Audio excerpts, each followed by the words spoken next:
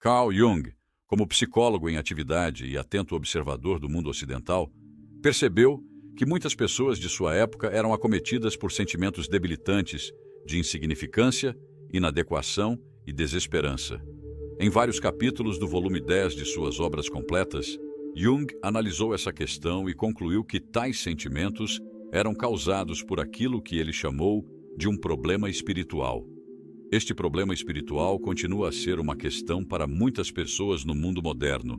Sua ampla disseminação representa uma grande ameaça à liberdade e à prosperidade das sociedades ocidentais, pois não apenas aqueles que sofrem desse problema padecem como indivíduos, mas, à medida que mais pessoas são afetadas, a estabilidade da sociedade enfraquece e aumentam as chances de agitações políticas e sociais.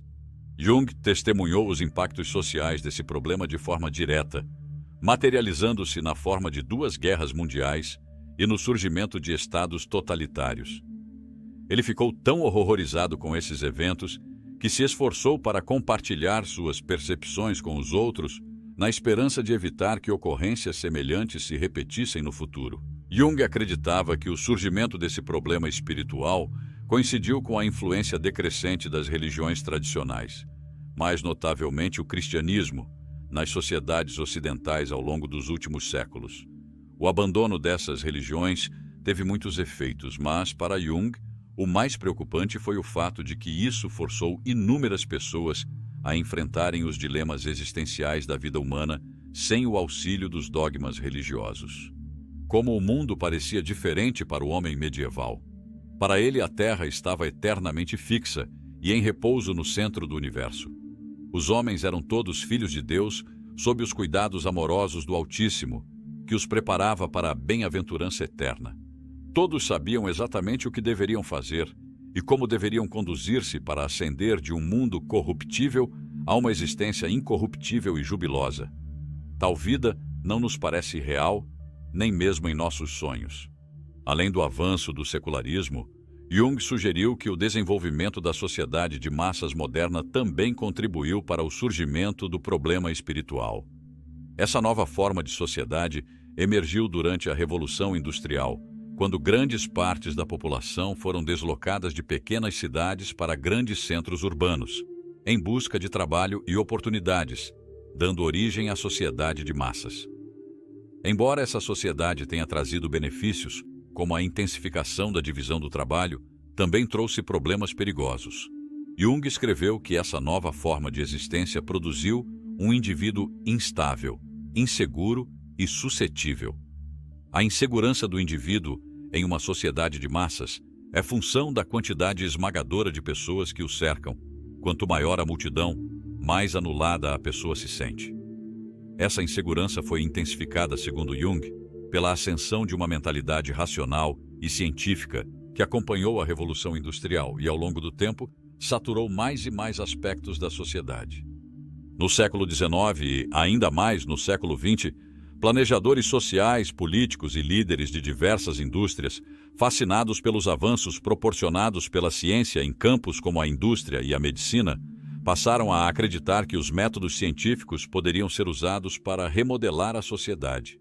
O resultado desse movimento foi a massificação da sociedade, um aumento na uniformidade e uma drástica diminuição da importância do indivíduo, para remodelar a sociedade com base em princípios científicos e racionais.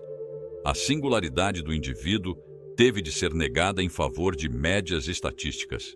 A reestruturação da sociedade foi realizada por um grupo de elites, ou tecnocratas, que viam os seres humanos apenas como abstrações, unidades sociais homogêneas a serem gerenciadas e manipuladas. Os efeitos perigosos dessa tentativa de usar a ciência para remodelar o indivíduo e a sociedade ainda estão presentes hoje. Jung descreveu assim: sob a influência de pressupostos científicos, não apenas a psique, mas o indivíduo e todos os eventos individuais sofrem um nivelamento e um processo de obscurecimento que distorce a realidade em uma média conceitual.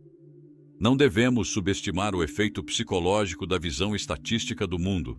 Ela empurra o indivíduo para o lado em favor de unidades anônimas que se acumulam em formações de massa.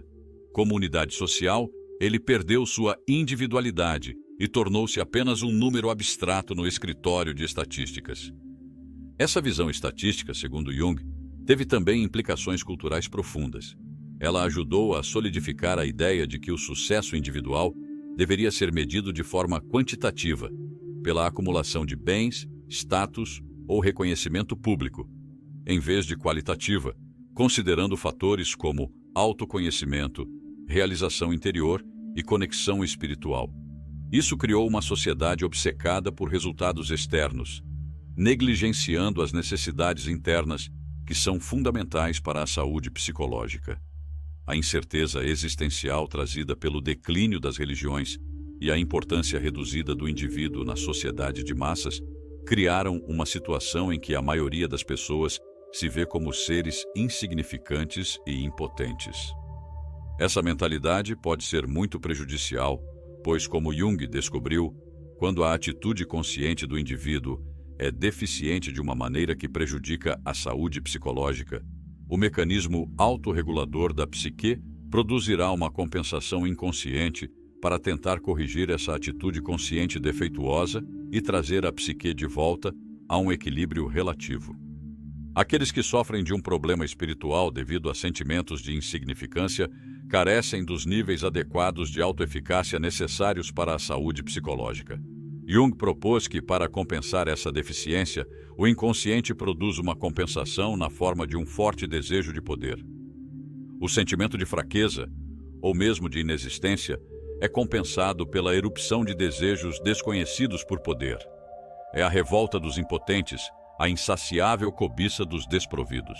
Essa compensação pode ser benéfica se a pessoa conseguir integrar os conteúdos compensatórios do inconsciente em sua consciência, trazendo mais equilíbrio à mente consciente e melhorando sua saúde psicológica geral. No entanto, se os conteúdos inconscientes da compensação, que no caso de um problema espiritual, tomam a forma de uma ânsia por poder, permanecerem ocultos, a compensação pode se tornar extremamente perigosa. Jung alertou que, quando esse processo ocorre em larga escala, uma sociedade torna-se altamente vulnerável ao surgimento de tiranias estatais. Ele explicou: em vez do indivíduo concreto, você tem os nomes de organizações e, no ponto mais alto, a ideia abstrata do Estado como o princípio da realidade política. A responsabilidade moral do indivíduo é inevitavelmente substituída pela política do Estado. O objetivo e o significado da vida individual, que é a única vida real, deixam de residir no desenvolvimento individual, mas na política do Estado, que é imposta ao indivíduo de fora. A busca por sentido não deve ser encarada como algo meramente abstrato ou secundário. Para Jung, ela é central para a superação do problema espiritual. Ele acreditava que a introspecção e o autoconhecimento eram ferramentas essenciais para enfrentar a alienação moderna. Ao explorar as profundezas da própria psique, o indivíduo não apenas cura sua doença espiritual pessoal, mas também contribui para a renovação de um mundo perdido na escuridão da dominação estatal. Jung afirmou: se algo está errado no mundo, é porque algo está errado comigo. Portanto, se sou sensato, colocarei minha própria casa em ordem primeiro. Essa jornada interior, embora árdua, representa a possibilidade de resgatar a dignidade individual e recuperar o equilíbrio psicológico necessário para uma sociedade saudável. A transformação de uma sociedade começa com a mudança de cada indivíduo.